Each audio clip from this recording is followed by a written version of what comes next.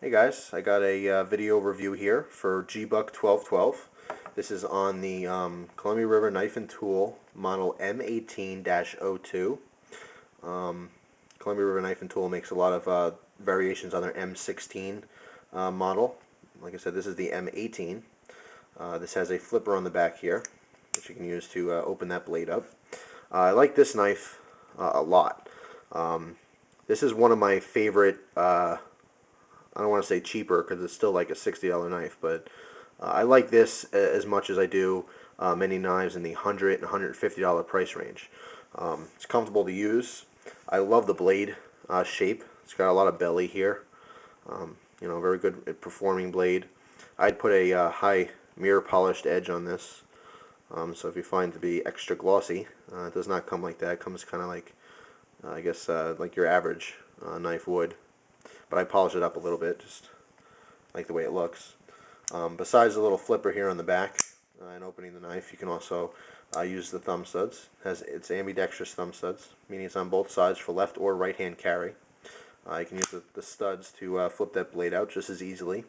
What's cool about the little flipper here on the back with most knives is that once the blade's open and locked, it acts like a little guard, so it keeps your hand from sliding up. If you were to throw, there's a little tiny lanyard hole, which actually that's one of my only complaints, is that this lanyard hole, well, I have two complaints. I'll go over the other one in a little bit.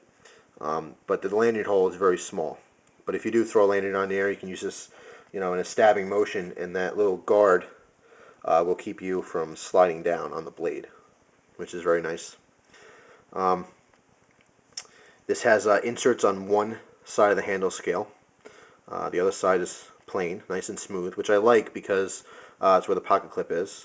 This is a tip down carry knife, and it's not changeable.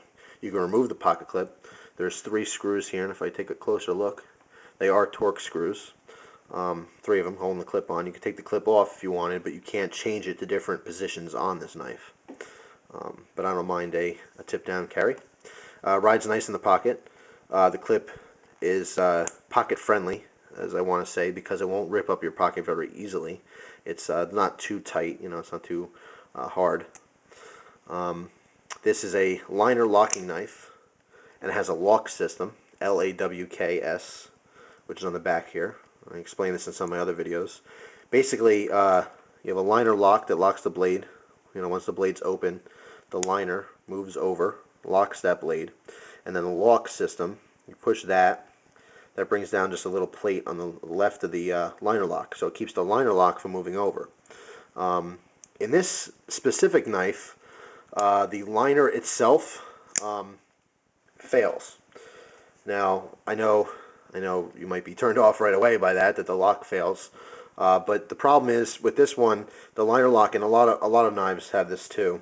The liner lock is it's cut. The top part of it is cut on a slant. Okay, it's not flat.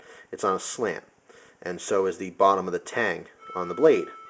So they meet up on a slant. So what happens is, because they're not completely flat and they are slanted, if you put pressure downwards, it's going to want to slide that lock over, which would unlock it. Now this blade, like I said, it will fail a spine whack test. I know that's not very professional, but a lot of people like to do that to test their liner locks and frame locks and such.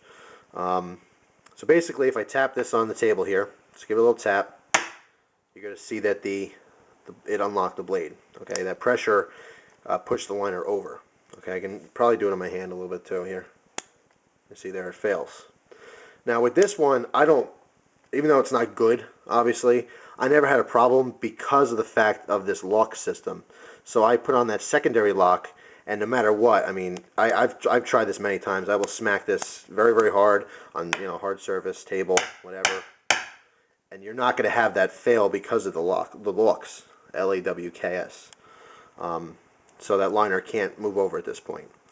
So I'm going to leave it up to you guys to figure out if you think that's safe enough.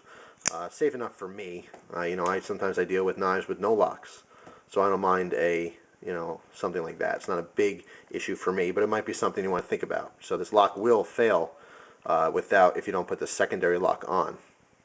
Now, when I say the lock will fail, if you're using this knife, nothing's going to happen. if you accidentally, sorry, I'm just wiping some fingerprints off the blade. If you are doing something when you're cutting and you accidentally put pressure on the back of the blade, okay, then it could possibly fail. But for the most part, when you're doing average cutting chores, you know, you're not gonna run into the problem where it's just gonna close on you for no reason. So just keep that in mind. Something you might want to think about. But anyway, as I kind of skipped over, I was saying before, one side's smooth. One side does have two inserts. I don't know the material here, but it's very hard. It's not rubbery.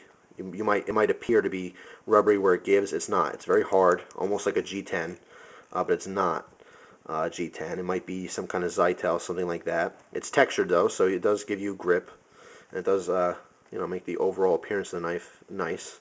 This came in 3 different versions: black inserts, blue inserts, or red inserts. And overall, I like the knife. I do. I like this knife.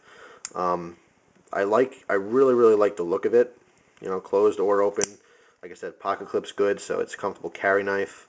I really like the flipper, how it turns into the guard.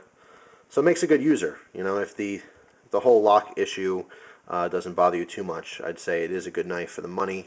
Like I said, I believe in the $50, $60 price range. I got some paper here just to show you. I mean, this wouldn't matter because I did redo this blade, so it's not like you're going to get this knife in this condition, but they do come sharp. You don't have to worry about that. But, you know, you see here, it's nice and sharp still.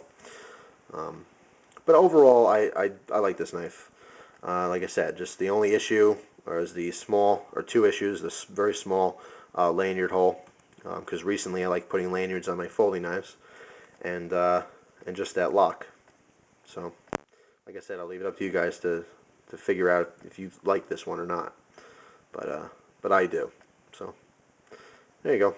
That's my review of the Columbia River Knife and Tool M18-02. Thanks for tuning in, watching my videos. I certainly appreciate it, and I hope you enjoy the rest of your day.